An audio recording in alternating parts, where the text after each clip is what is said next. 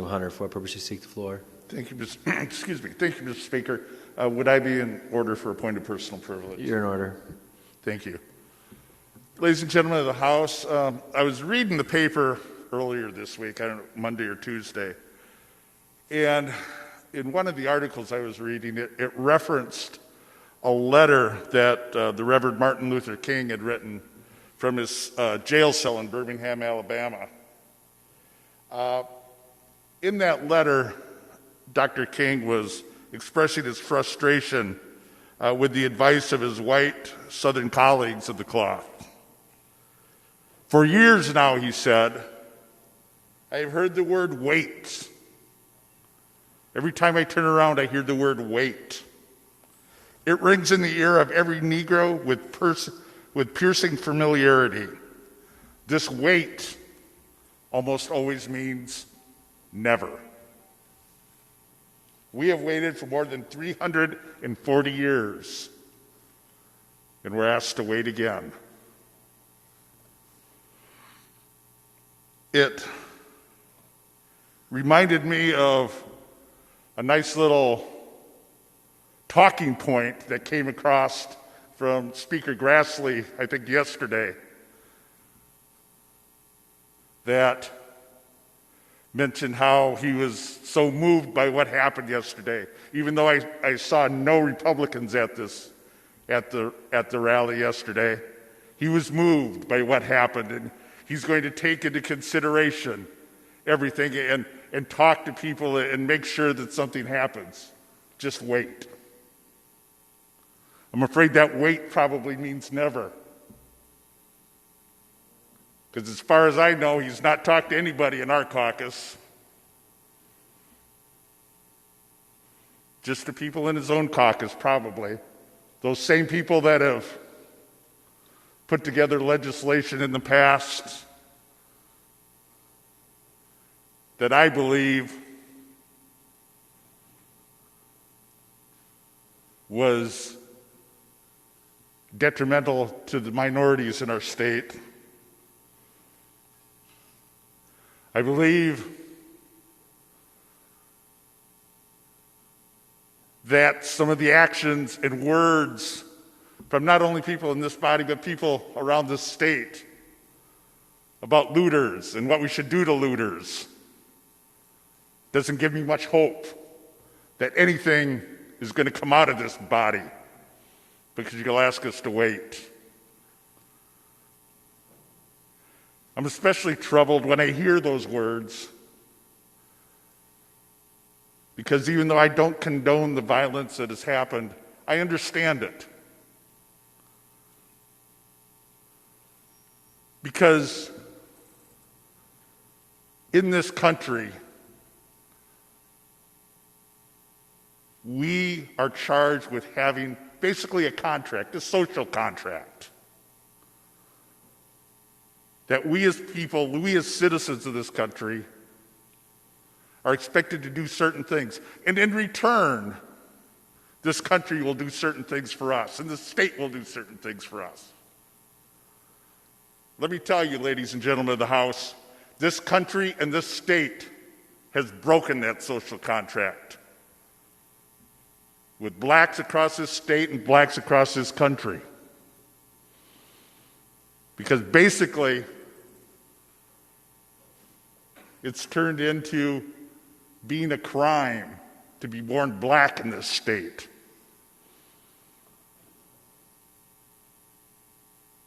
And it's our fault. Blacks are imprisoned more than 11 times more than whites. Although only 3.1% of Iowa's population is African American, 25.8% of the state's prison inmates are black. Blacks are over 7 times more likely to be arrested on marijuana charges, even though studies show that both groups, whites and blacks, use marijuana at nearly the same rate. 48.3% of blacks convicted of serious crimes, of serious drug charges, receive prison time, compared with 35.6% of whites. The median income of African American households in 2018 was $31,992. The median household income in this state during the same time period for everyone was $59,955. The poverty rate in 2018 for the African American population was 30.7%. The corresponding rate for Iowa is 11.2%. The coronavirus has hit Iowa's Black and Latino communities especially hard. While Black or African American Iowans make up 4% of the population, they make up 13% of COVID-19 cases as of Friday. Hispanic and Latino Americans make up 6% of the state's population, but 24% of the COVID-19 cases. Wait means never.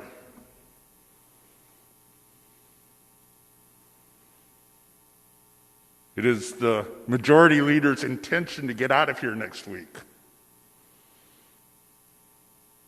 It is the Speaker of the House's nice soundbite that we might do something if we can get agreement, and yet nobody's talking.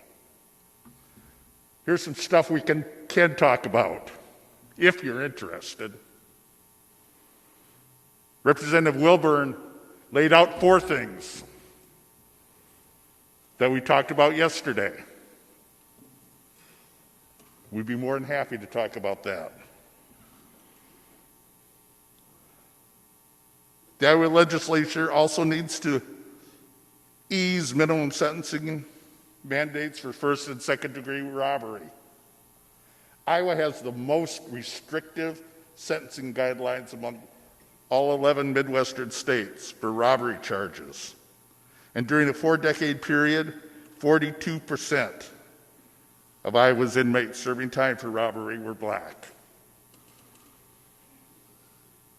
We've also had many bills introduced by the Democratic caucus over the years that have been totally ignored.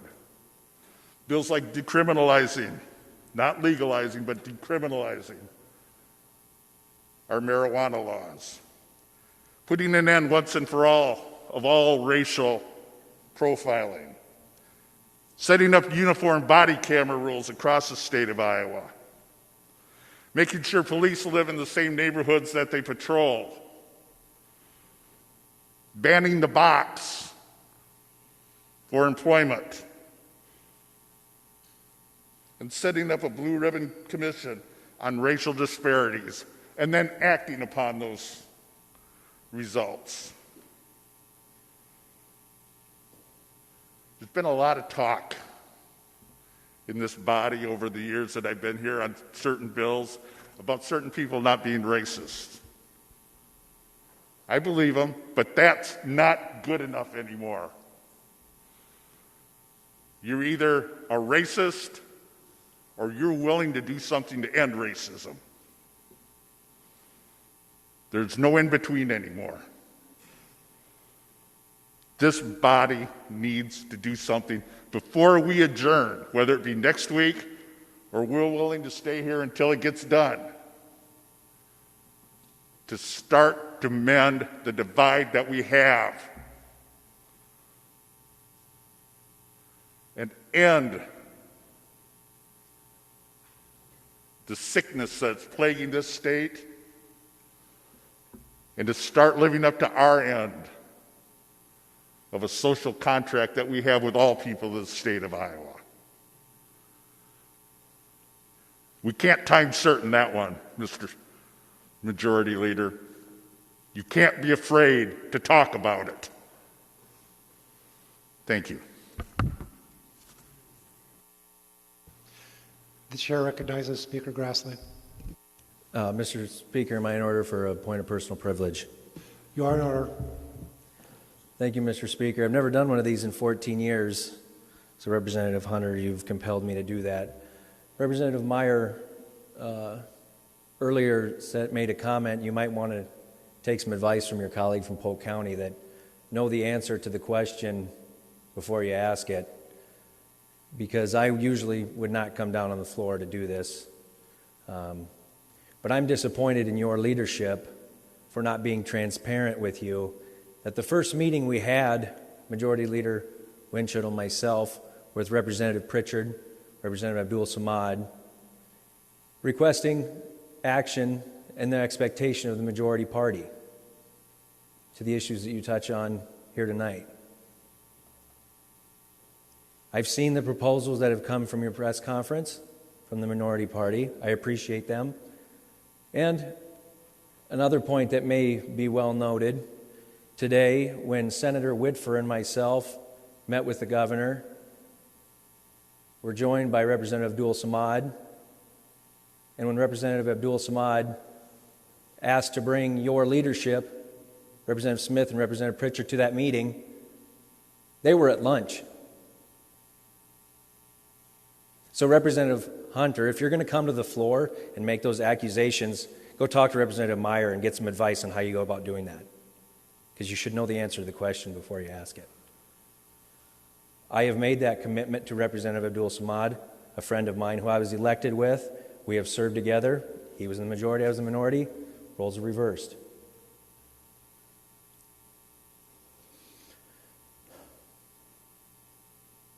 But I'm not going to sit in that chair while you're making accusations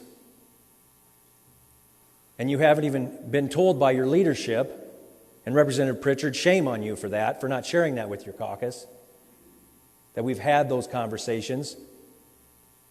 I've reached out to Senator Whitfer. I've reached out to the governor.